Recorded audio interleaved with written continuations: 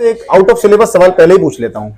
आपको क्या लग रहा है उज्जवल जी के कितने वोट आ रहे हैं? पूरा शहर एक ही सवाल पूछ रहा है। मैं लाइव वीडियो कर रहा हूँ इन दिनों। जब भी लाइव करता हूँ उसमें बस यही सवाल, हर कोई ये सवाल पूछता रहता है। उस दिन शायद 600 कमेंट आए थे। क्या आपको लग रहा है कि सिंपैथी का वोट इतना पड़ जाएगा कि जीत तक पहुंचा देगा? कड़वे कड़वे सवाल पूछ लें। हाँ, यस, बिल्कुल पूछिए। जितने आपके समर्थक मिलते हैं उतने ही आपके विरोधी भी मिल जाते हैं। वो तमाम बातें करते हैं कि अजीम भाई ने पार्टी छोड़ के ठीक नहीं किया है और उन्होंने पार्टी चेंज कर ली है, मुस्लिम कम्युनिटी को तोड़ रहे हैं और उनकी वजह से विधायक बन नहीं पा रहा है। अजीम भाई चाहते हैं मैं ही जीतूं और कोई ना जीते। अजीम भाई बड़ा दिल दिखा के अपने भाई दोस्त को लड़ा देते चुनाव, क्या दिक्कत थी? उनको विधायक बना देते, अगर उनका साथ दे देते आप उनका, तो क्या हो जाता? इस्लामी रीति रिवाज को फॉलो नहीं करने दिया अजीम भाई ने। जो जिन विधवा हो गई हैं उनका एक इस्लामी रीति रिवाज के हिसाब से इद्दत एक नियम होता है ना, एक रूल एंड रेगुलेशन होता है, उसको अजीम भाई ने फॉलो नहीं करने दिया। अजीम भाई ने छोटे छोटे बच्चे जो थे उनको लेकर के चंदा इकट्ठा करना शुरू कर दिया। तब ये करने की क्या जरूरत पड़ गई?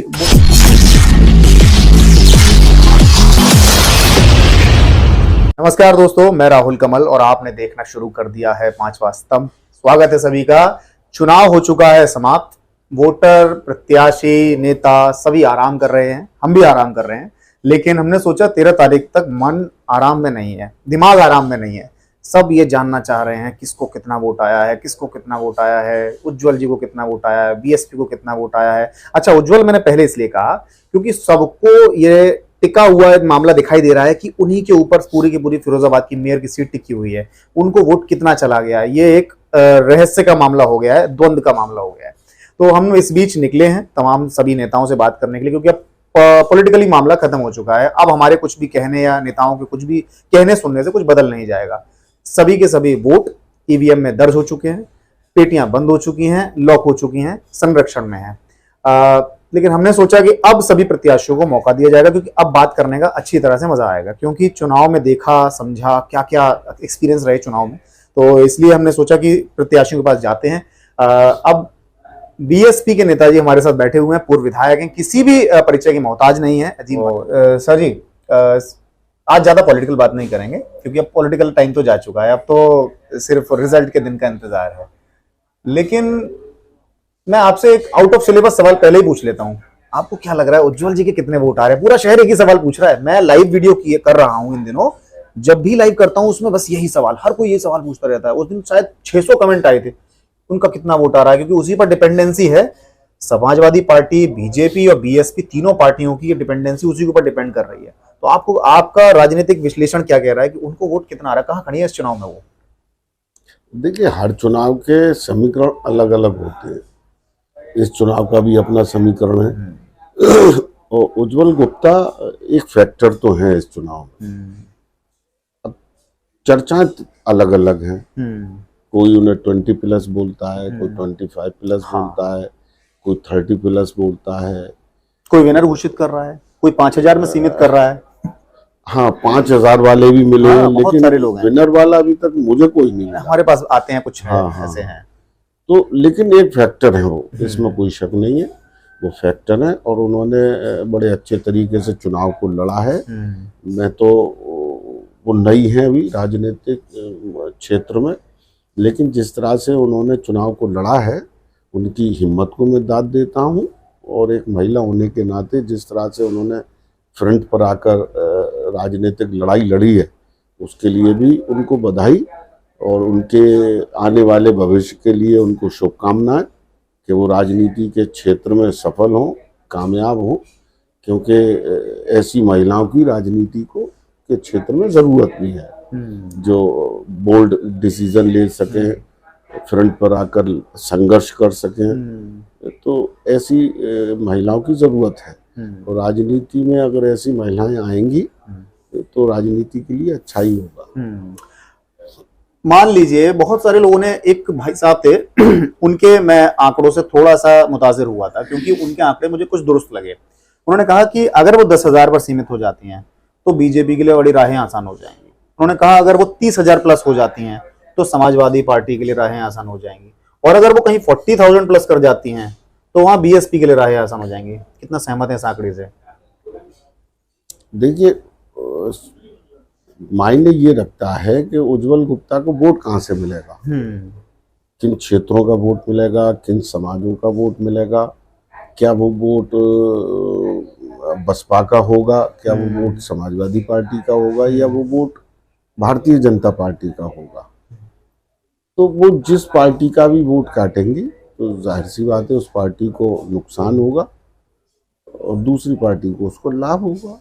वैसे बीजेपी से ही ज्यादातर वोट की उम्मीद है, क्योंकि वैश्य वर्ग ने बढ़ चढ़कर वोट दिया है, ऐसा लग रहा है। हमारे जो हम जितने भी लोगों में जा रहे हैं वो तमाम वैश्य वर्ग के लोगों ने गुस्से में कह लीजिए या एक नया नेता चुन लेने के लिए कह लीजिए, सबकी अपनी अलग अलग राय थी। सब कह रहे थे कि पहली बार मौका मिला है तो हमें उनको वोट देंगे, बीजेपी में डालते थे अब नहीं डालेंगे, अब इस बार उनको देंगे।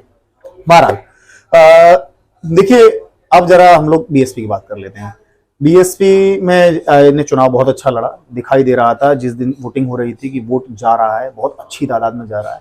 तो क्या लग रहा है, जो सोचा था रोड मैप प्लानिंग बिल्कुल सही सटीक बैठी है उस दिन 4 तारीख को? बिल्कुल हमें तो यही लगता है कि जो उम्मीद थी वो उम्मीद पूरी हुई है और हमें पूरा विश्वास है कि बहुजन समाज पार्टी फिरोजाबाद से चुनाव जीत रही है और रुखसाना बेगम फिरोजाबाद की मेयर बन रही है। मैं आपको एक पर्सनल एक्सपीरियंस बताता हूँ। मैं जिस दिन 4 तारीख को था, मैंने अपनी नानी से पूछा कि वोट डालने जाएंगी। उन्होंने कहा कि हम तो नहीं डालने जा रहे, हमारी तो गली टूटी रहती है, हम नहीं जा रहे इस बार वोट डालने।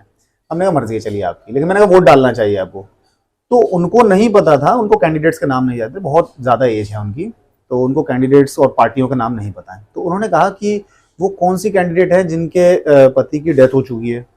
तो मैंने कहा वो तो बीएसपी से हैं, रुखसाना बेगम नाम है उनका, उनके हस्बैंड का नाम मरहूम महबूब अजीज़ नाम है उनका, कि उनको जीतना चाहिए, ये उन्होंने कहा था। कि मैं पर्सनल एक्सपीरियंस बता रहा हूँ। मैंने कहा उनको क्यों जीतना चाहिए था, आप ये बताइए। तो उन्होंने कहा कि देखिए, जो बहुत बता रहे हैं, बहुत ज़्यादा अच्छी स्थिति नहीं थी घर की और नॉर्मल लोग थे, अचानक से इस बीच अगर पति छोड़ करके चला जाए, छोटे बच्चे थे, तो मुझे लगता है कि नियति ये कहती है कि उनको जीत जाना चाहिए और उन्हें जिता देना चाहिए। मैंने कहा उसके लिए आपको वोट करना चाहिए जाके, तो वोट कर दीजिए, क्या परेशानी है। तो उन्होंने कहा चलिए ठीक है, हम वोट करके आए। तो बहरहाल वो वोट करने गई, उन्होंने वोट दिया। मुझे उनके वोट का पता है, इसलिए मैं आपको बता रहा हूँ। क्या आपको लग रहा है कि सिंपैथी का वोट इतना पड़ जाएगा कि जीत तक पहुंचा देगा, जैसा कि हमारे इस वाले केस में हुआ है, जो मैंने आपको अभी इसके साथ सुनाया है? नहीं, ये तो चला है। देखिए, जब भी तो कहते हैं इंसानियत से बड़ा कोई धर्म नहीं होता। धर्म, जातियां, ये जब बांध टूट जाता है, जब ऐसे मसले आ जाते हैं। महबूब अजीज का अचानक इंतकाल हो गया, कम उम्र में रुखसाना बेगम विधवा हो गई और बच्चे, एक 5 साल का, एक 1 साल का। तो ये लोगों के सामने रहा है। मैं जब गलियों में वोट मांग रहा था और मैं ये बता रहा था कि उनके शौहर के इंतकाल की वजह से वो बाहर नहीं आ पा रही हैं, हम लोग आपसे गुजारिश करने के लिए आए हैं कि आप रुखसाना बेगम को वोट दें, तो मैं अपनी आंखों से ये देखता था, खास तौर पे महिलाओं में, कि वो अपने दुपट्टे से आंसू पोंछती थी। तो कहीं ना कहीं रुखसाना बेगम के लिए, उन बच्चों के लिए, उनके दिलों में हमदर्दी थी। खास तौर पे महिला जो है वो भावुक होती है और वो, उन्हें मालूम है परिवार कैसे चलता है, परिवार के सामने क्या कठिनाइयाँ, क्या मुश्किलें आती हैं। तो महिलाओं में बहुत ज्यादा भावनाएं जागी थी रुखसाना बेगम के लिए। लेकिन पुरुषों में भी हुआ है, पुरुषों ने भी यही सोचा कि भाई इस परिवार को जरूरत है हमदर्दी की। और बसपा का जो अपना वोट है वो मजबूती के साथ और खड़ा हो गया। वैसे तो हमेशा मजबूत रहते ही हैं अपनी पार्टी के प्रति, लेकिन इस कांड के, इस हादसे के बाद में वो और मजबूती के साथ जुड़ गया। जो पार्षद हमारे बहुजन समाज पार्टी से चुनाव लड़ रहे थे, उन्होंने ये कहा कि हमें बस्ता में कुछ भी नहीं चाहिए, क्योंकि महबूब के साथ ऐसा हुआ, हमें कुछ नहीं चाहिए, हम अपना इंतजाम खुद करेंगे। तो इन सब चीज़ों को लेकर फिर जो गली गली महबूब के हमदर्द बसपा की जो यूनिट है, वो हम और मेरी पत्नी शाजिया हसन जो गली गली वोट मांगे हैं, उनको हवाला दिया है, उनको बताया है बच्चों के बारे में, रुखसाना के बारे में, तो लोगों में एक हमदर्दी का ज्वार फूटा है। और वो हमदर्दी का ज्वार और बसपा का अपना बेस, अपनी ताकत, ये सब मिलाकर रुखसाना बेगम को सफलता प्राप्त होगी, ये मेरा विश्वास है। चलिए अब चीजें और आगे बात कर लेते हैं। थोड़े कड़वे सवाल पूछ लें। हाँ यस, बिल्कुल पूछिए। देखिए क्या हो रहा है कि एक नया धड़ा आ गया है शहर के अंदर। हम ये देख रहे हैं कि जितने आपके समर्थक मिलते हैं उतने ही आपके विरोधी भी मिल जाते हैं। वो तमाम बातें करते हैं कि अजीम भाई ने पार्टी छोड़ के ठीक नहीं किया है और उन्होंने पार्टी चेंज कर ली है और ये चीज़ ठीक नहीं है। वो पार्टी को तोड़ रहे, वो मुस्लिम कम्युनिटी को तोड़ रहे हैं और उनकी वजह से विधायक बन नहीं पा रहा है। अजीम भाई चाहते हैं मैं ही जीतूं और कोई ना जीते, ये एक धड़ा है। तो इस बीच आपको नहीं लगता लोगों में नेगेटिविटी चली गई है थोड़ी ज्यादा आपके खिलाफ? ना, जो लोग नेगेटिव सोचते हैं वो तो सोचते रहेंगे, उनकी मैं कभी परवाह नहीं करता। जहां तक चुनाव लड़ने की बात है तो मैं सिर्फ विधानसभा का चुनाव लड़ता हूँ। न मैंने आज तक कभी मेयर का या चेयरमैन का चुनाव लड़ा, न मेरे परिवार में किसी ने लड़ा, न मैंने कभी लोकसभा का चुनाव लड़ा। विधानसभा का चुनाव लड़ता रहा हूँ।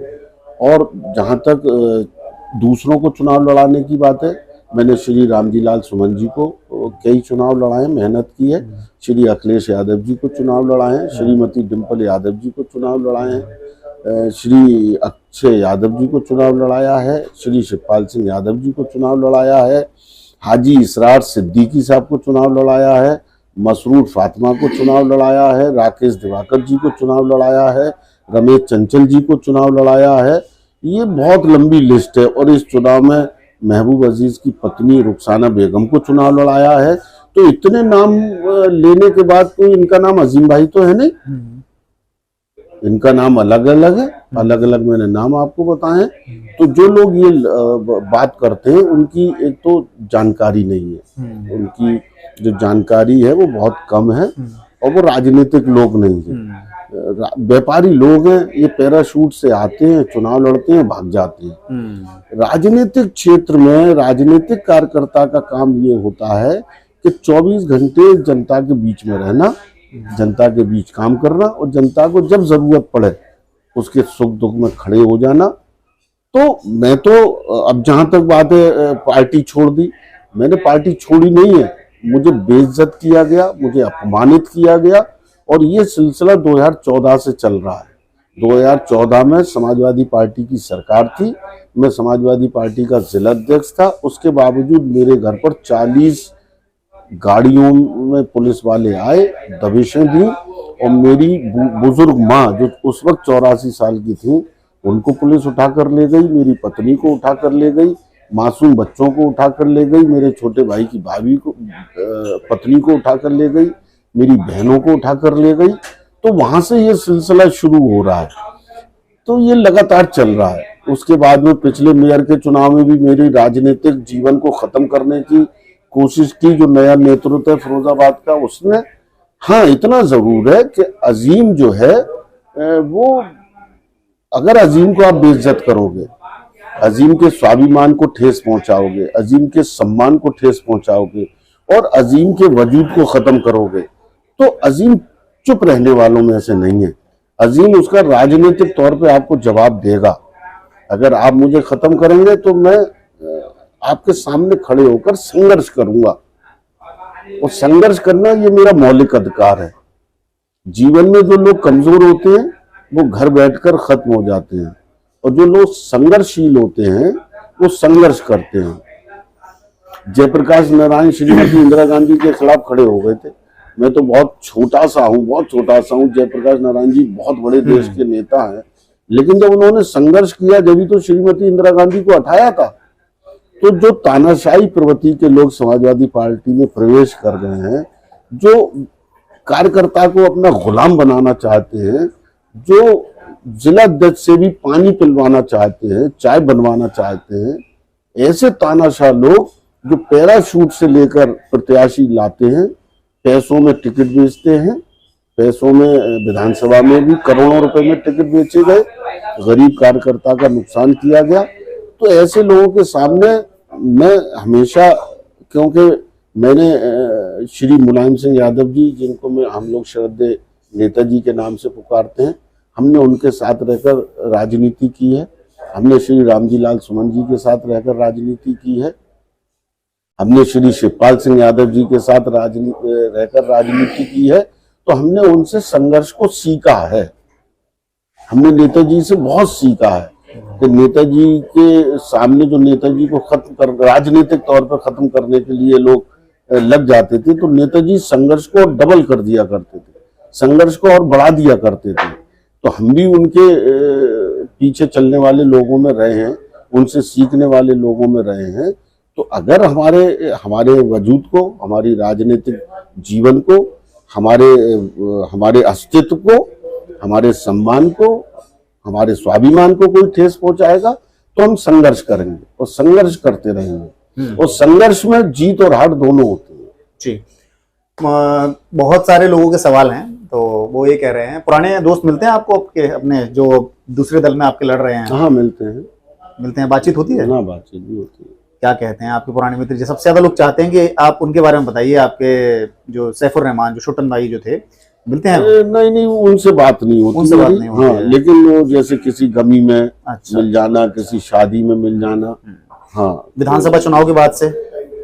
हाँ, ऐसा आमना सामना होता है, लेकिन बातचीत नहीं होती। वो नहीं करते, आप नहीं करते? जिस तरह से उन्होंने दोस्ती को कलंकित किया है, जो मुझे विश्वास दिलाते रहे, कुरान शरीफ की झूठी कसमें खाते रहे कि हम टिकट नहीं मांग रहे हैं, और पीठ पीछे वो अपने टिकट में लगे हुए थे। एक बार उन्होंने यहाँ तक कहा कि मेरे 5 बच्चे हैं, मेरे 5 बच्चे मर जाएं अगर मैंने टिकट मांगा हो। तो किसी ने कहा कि जहर दे दे, लेकिन विश्वासघात न करे। पर वो लोग आरोप लगाते हैं कि आपने क्या कहते हैं, ऐसा कुछ कर दिया, आपने कहा कि नहीं मुझे नहीं चाहिए, आप लड़िए। नहीं, अगर वो ऐसा कहते हैं तो इससे बड़ा झूठ कोई हो नहीं सकता। वहां के लोगों से जो बात होती है वो ये कहते हैं कि अजीम भाई से कोई हमारी बात नहीं हुई थी, और इस बार पार्टी तीसरा ऑप्शन ढूंढ रही थी कि अजीम भाई नहीं, खालिद नसीर नहीं, इस बार कोई तीसरा होना चाहिए। तो ये सोच करके ऊपर के राष्ट्रीय नेतृत्व ने किसी नए व्यक्ति को सोचा। झूठ बोलते हैं। मैं 2 नाम आपको बता रहा हूँ, आप उनका इंटरव्यू लीजिए। अच्छा।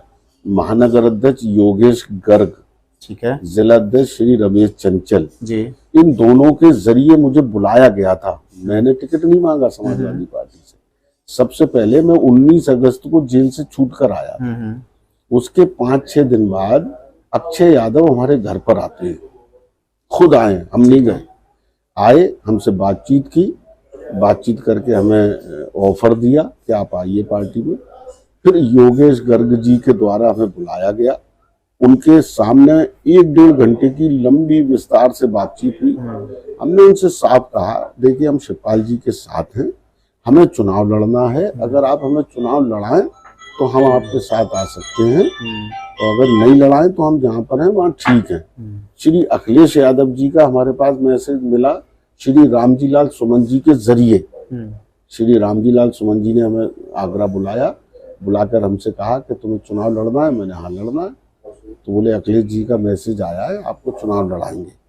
फिर श्री रमेश चंचल जी के जरिए हमें दिल्ली बुलाया गया। पहले योगेश गर्ग जी के से बुलवाया, फिर श्री रमेश चंचल जी के जरिए हमें दिल्ली बुलाया गया, और बिल्कुल फाइनल प्रोफेसर रामगोपाल जी ने कहा, अक्षय यादव जी ने कहा चुनाव आपको ही लड़ना है। ये आश्वासन दे दिया था आपको? यस, ये गवाह है, मैं तो नाम से कह रहा हूँ आपसे कि आप इनसे पूछ सकते हैं, ये गवाह है वहां पर। तो जब सब फाइनल हो गया तो आदरणीय प्रोफेसर साहब ने कहा कि 3 अक्टूबर को आप लखनऊ चले जाइए, मैं भी वहीं मिलूंगा, वहीं आप ज्वाइनिंग करिए, और वहीं आप को चुनाव के लिए अखिलेश जी से कह दिया जाएगा।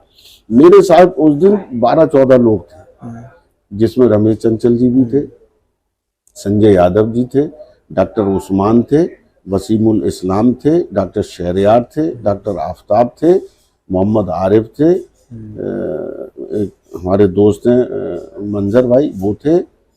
इस तरह से 12-14 लोग थे।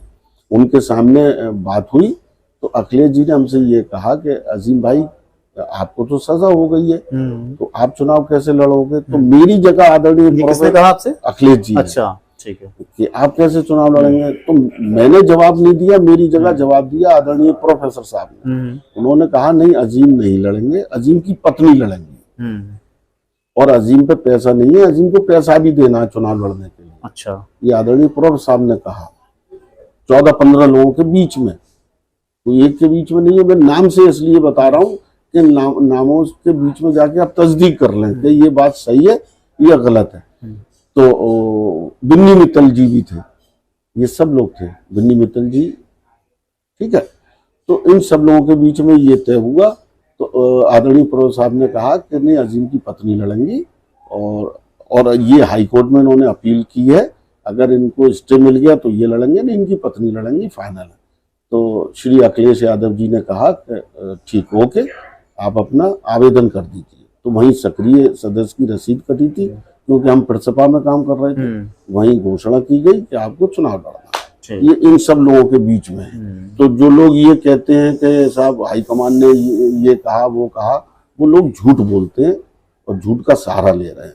तो विश्वासघात हो गया, कुल मिला के बात ये है। तो कुछ लोग ये कह रहे हैं कि अजीम भाई बड़ा दिल दिखा के अपने भाई दोस्त को लड़ा देते चुनाव, क्या दिक्कत थी उनको विधायक बना देते, अगर उनका साथ दे देते आप उनका, तो क्या हो जाता? ऐसा है, अगर दोस्त ईमानदार होता, दोस्त अगर बेईमानी नहीं करता, विश्वासघात नहीं करता, जब मैं जेल से छूटकर आया था, अगर उसी वक्त दोस्त ये कह देता कि भाई इस बार आप चुनाव मत लड़ो, मैं लड़ूंगा, तो मैं उनको चुनाव लड़ाता। लेकिन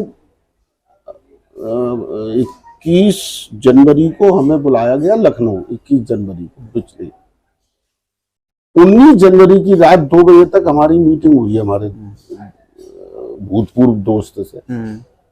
19 जनवरी की 2 बजे रात तक उन्होंने कुरान शरीफ की कसम खाई, अपने बच्चों की कसम खाई कि मुझे टिकट से कोई मतलब नहीं है। और 21 जनवरी को लखनऊ हमें दिखाई देते हैं वो। तो सवाल विश्वासघात का है। अगर दोस्ती है, दोस्ती अलग चीज, दोस्ती बहुत बड़ी चीज है। देखिए, माँ बाप खुल के बोलते, हमें खुल के बोल देते। जब हम जेल से छूट कर आए थे, और उसमें हर चीज में वो शामिल रहे हैं। जब लखनऊ ज्वाइनिंग करने गए तो वो हमारे साथ में थे। उनके सामने प्रोफेसर साहब ने और राष्ट्रीय अध्यक्ष जी ने कहा कि अजीम भाई की पत्नी चुनाव लड़ेंगी, उस वक्त बोल देते। उससे पहले जब दिल्ली बुलाया गया तो वो उन्हें जानकारी, योगेश जी ले गए तब भी जानकारी, रमेश चंचल जी ले गए तब भी जानकारी, उन्हें एक एक चीज की जानकारी थी। तो अगर उनकी ख्वाहिश थी, इच्छा थी, तो वो बताते कि भाई हमें चुनाव इस बार हमारी ख्वाहिश हो रही है, हमें लड़ा दो, हम उन्हें लड़ा देते। लेकिन जब कोई दोस्त विश्वासघात कर रहा है, बात वही आ जाती है कि आप हम पे विश्वास करो ना, हमसे कहो कि भाई हमारी ख्वाहिश है चुनाव लड़ने की। लेकिन आप 19 जनवरी तक झूठ बोल रहे हैं, 19 जनवरी तक आप कुरान शरीफ की कसम खाते हैं। अच्छा, एक बात, कुरान शरीफ की कसम अगर कोई मुसलमान खाता है तो हिंदू विश्वास कर लेता है। यार, धार्मिक किताब की कसम खा रहे हैं, हिंदू एक विश्वास कर लेता है, तो हम क्यों नहीं करें विश्वास? एक दिन के गैप से 21 जनवरी को लखनऊ में दिखाई देना है। तो ये बात है विश्वासघात की। दोस्ती, मैंने कहा दोस्ती बहुत बड़ी शब्द है। माँ बाप, बहन भाई, रिश्तेदार, ये ईश्वर खुदा बनाता है। मैं अपनी माँ की कोख से पैदा हुआ, वो मेरी माँ है। मैं अपने पिताजी, मेरे पिताजी हैं, वो मेरे पिताजी हैं, ये कुदरत ने बनाए हैं। लेकिन दोस्त इंसान अपने दिल से चुनता है, उसका सिलेक्शन करता है। 25, 30, 35 साल पुरानी दोस्ती के साथ विश्वासघात करना, ऊपर से कहना बड़ा दिल देना, बड़ा दिल तो आप दिखाते। मैंने तो कई बार उनसे कहा, मैं जेल से आया हूं, मेरी हालत इतनी बुरी हो रही है, आप मेरे साथ ये क्या कर रहे हो भाई? तो सवाल वो ही है कि दोस्त से अगर वो साफ दिल से कहते, जैसे ही मैं अगस्त में आया तो अगस्त में कह देते, सितंबर में कह देते। जब श्री रामजीलाल सुमन जी ने मुझे बुलाया, वो भी अगस्त का महीना था। जब मैं जिस महीने में जेल से छूट कर आया, मैंने उन्हें वो भी बताया कि भाई नेताजी, हम उन्हें नेताजी कहते हैं, उनका आदर करते हैं, हमारे सीनियर हैं, उनके साथ रहकर ये राजनीति का हमने खास सीखा है। तो हमने वो भी बताया। मैंने वही श्री रामजीलाल सुमन जी ने बुलाया है, अखिलेश जी का मैसेज आया है कि आप चुनाव लड़ो फिरोजाबाद से। हर चीज उन्हें बताते रहे, क्योंकि वो हमारे इतने घनिष्ठ मित्र हैं। एक शब्द छुपाने का तो कोई मतलब होता नहीं था, लेकिन वो बताना ही हमारे लिए खतरनाक। हमें उनके मन में क्या है ये तो कोई बता नहीं सकता। अभी मैं बैठा हूं, मेरे मन में क्या है आपको क्या मालूम? आपके मन में क्या है मुझे क्या मालूम? जो शब्द बोलते हैं उन्हीं शब्दों से तो पता चलता है। तो बात वही है कि उन्होंने जो विश्वासघात किया वो बर्दाश्त करने लायक नहीं था, वो स्वीकार करने के लायक नहीं था, उसे तस्लीम करने के लायक नहीं था। इसलिए हमने अपना स्टैंड लिया। चलिए, अब अंत में एक सवाल के साथ बात खत्म करेंगे। इस चुनाव में बड़ा टारगेट रहा आपके ऊपर। हम जब भी समाजवादी पार्टी के कार्यालय जाते थे तो वहां आप ही की बात हो रही होती थी। हम देखते थे कि चुनाव समाजवादी पार्टी लड़ रही है या अजीम भाई लड़ रहे हैं, समझ में नहीं आती थी बात, क्योंकि बार बार आप ही को टारगेट करते थे। तो हमने सोचा था जब मिलेंगे तो आपसे सवाल जरूर पूछेंगे, और बहुत सारे लोगों ने भी ये सवाल हमसे कहा कि जब आप मिले तो ये जरूर पूछना उनसे। मैंने कहा बिल्कुल पूछेंगे। तो लोगों ने ये आरोप लगाए आपके ऊपर कि इस्लामी रीति रिवाज को फॉलो नहीं करने दिया अजीम भाई ने।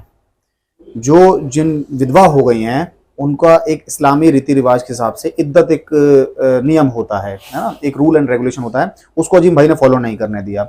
और सेकंड डे या नेक्स्ट डे ही शायद चुनाव प्रचार के लिए बाहर ले आए। अजीम भाई ने छोटे छोटे बच्चे जो थे उनको लेकर के चंदा इकट्ठा करना शुरू कर दिया, तभी उन्होंने प्रेस कॉन्फ्रेंस की उसके लिए। तो ऐसे ये करने की क्या जरूरत पड़ गई? बोल रहे थे उन्होंने शिर्क कर दिया, ये एक तरह से, अब मुझे तो इतना जानकारी नहीं है, तो ये आप ही डिफाइन कर पाएंगे, इस पर आपका जवाब क्या होगा? इसमें भी वो बिल्कुल झूठ बोल रहे हैं, असत्य बोल रहे हैं। ये अय्यार और मक्कार लोग हैं, इनके पास अय्यारी और मक्कारी के अलावा कुछ नहीं है। रुखसाना बेगम पहले दिन से इद्दत में है, आज भी इद्दत में है, अपने घर पर हैं, घर से बाहर नहीं। चुनाव प्रचार नहीं किया उन्होंने, कोई चुनाव प्रचार उन्होंने नहीं किया। इससे बड़ा झूठ हो नहीं सकता जो लोग वो बोल रहे हैं कि वो बाहर निकली है। एक सेकंड के लिए भी वो अपने घर से बाहर नहीं निकली हैं, घर में मौजूद हैं। जो बसपा की यूनिट है, वो जो महबूब अजीज के समर्थक हैं, उन लोगों ने वोट मांगा। मैंने गली गली घर घर जाकर वोट मांगा, मेरी पत्नी ने वोट मांगा। अब जहां तक बात आ जाती है कि बच्चे, अगर एक बच्चा, अभी वो बहुत मासूम है, उन्हें मालूम भी नहीं है क्या है। चंदे की जहां तक बात है, श्रद्धे बहन जी का फोन आया उस दिन महबूब अजीज की माँ के पास, जिस दिन उनका इंतकाल हुआ था। और श्रद्धे बहन जी ने हमसे भी बात की थी, तो उनके शब्द ये थे कि पूरी बसपा आपके साथ है, बसपा का एक एक कार्यकर्ता आपके साथ है, और बसपा के लोग आपकी मदद करेंगे चुनाव में। ये सब बातें उन्होंने की, हिम्मत बढ़ाई। मैं बसपा की यूनिट को आपके माध्यम से सलाम करना चाहता हूँ कि जिस दिन शोक सभा हुई थी, उन्होंने आपस में पैसे को इकट्ठा किया और पैसे को उन्होंने महबूब अजीज के बच्चे के हाथ में दे दिया। वो चुनाव लड़ाने के लिए सहयोग था। कौन सा बच्चों के हाथ में दे दिया गया? वो जो बड़ा, जो 5 साल का बच्चा है, वो शोक सभा में आया था अपने चाचा के साथ। कुल मिला के वो बच्चों के लिए किया गया था? नहीं, बच्चों के लिए नहीं, बच्चे के हाथ में रख दिया था चुनाव में सहयोग के लिए, चुनाव लड़ाने के लिए। दूसरा, मेरा पूरा जीवन हमेशा चंदे से चुनाव लड़ता हुआ हो गया। मैंने कभी अपनी जेब से 10 रुपए खर्च नहीं किए, क्योंकि मेरे पास है नहीं। मुझे जनता चुनाव लड़ाती है। अब ये पैसे वाले उद्योगपति, कारोबारी लोग हैं, व्यापारी लोग हैं, अपने मुंह से वो खुद कहते हैं कि मैं नेता नहीं हूँ, व्यापारी हूँ, तो उन पे अथाह दौलत है, तो वो अपनी जेब से पैसा खर्च करते होंगे। मैंने जीवन में जितने चुनाव लड़े हैं, और मैंने देखा श्री रामजी लाल सुमन जी चुनाव लड़ते थे, हम सब लोग, क्योंकि 24 घंटे वाले राजनीतिक कार्यकर्ता हैं, हम पर कोई पैसा नहीं है, इसलिए जनता हमें चुनाव लड़ाती है। तो अगर बसपा की यूनिट ने या लोगों ने हमदर्दी बतौर चुनाव लड़ाने के लिए चंदा दिया है, सहयोग दिया है, उनके पेट में दर्द नहीं होना चाहिए, क्योंकि बच्चों ने चंदा नहीं मांगा, लोगों ने खुद आगे बढ़कर सहयोग दिया कि लो भाई, इनके अब पिताजी नहीं रहे हैं, चुनाव तो लड़ना ही है, उस चुनाव में कहीं ना कहीं इसमें सहायता हो जाएगी। और हमने चुनाव बहुत सादा तरीके से लड़ा है, क्योंकि हम पे कुछ था ही नहीं। बहुत सादा तरीके, सिर्फ हैंडबिल छपवा लिए थे, स्टिकर छपवा लिए थे, और गली में छोटा सा माइक लेकर अपने वोट मांगते थे। हमारे पास कोई साधन नहीं था, उनके पास अथा साधन था, उन्होंने अपने उस साधन का इस्तेमाल किया। हम पे कुछ नहीं था, बहुत सादा तरीके से चुनाव लड़ा, अपने मेहनत से चुनाव लड़ा। लोगों की हमदर्दियां बच्चों के साथ नहीं, रुखसाना बेगम के साथ नहीं, उन हमदर्दियों के बिहार पर, और बसपा की जो ताकत है, जो बसपा का बेस है, उस ताकत दोनों मिलाकर मुझे लगता है ये चुनाव बसपा फिरोजाबाद से जीतेगी और रुखसाना बेगम मेयर बनेंगी। इसमें एक बात और जोड़ देता हूं मैं, नौशाद अली सिद्दीकी जी ने कहा, कोई प्रेस कॉन्फ्रेंस की थी, उसमें उन्होंने कहा कि हम बच्चों की पूरी जिम्मेदारी लेने के लिए तैयार हैं। उस पर आप क्या कहना चाहते हैं? उन्होंने नहीं कहा था, ये अक्षय यादव जी ने कहा था। हाँ, अक्षय यादव जब गए महबूबा, हमसे उनका तात्पर्य पार्टी से रहा होगा शायद। नहीं, उन्होंने कहा, हमसे मतलब नहीं था, उन्होंने व्यक्तिगत तौर पर कहा था।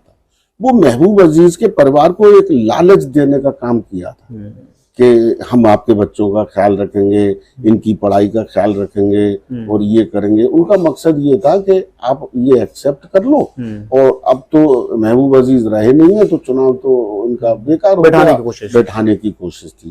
लेकिन सलाम उस पिता को जिनका जवान बेटा चला गया, उन्होंने कहा अक्षय यादव जी से कि अक्षय यादव जी, ये पैसों की लालच हमें मत दो, हमारे बच्चे जैसे पलेंगे पल जाएंगे।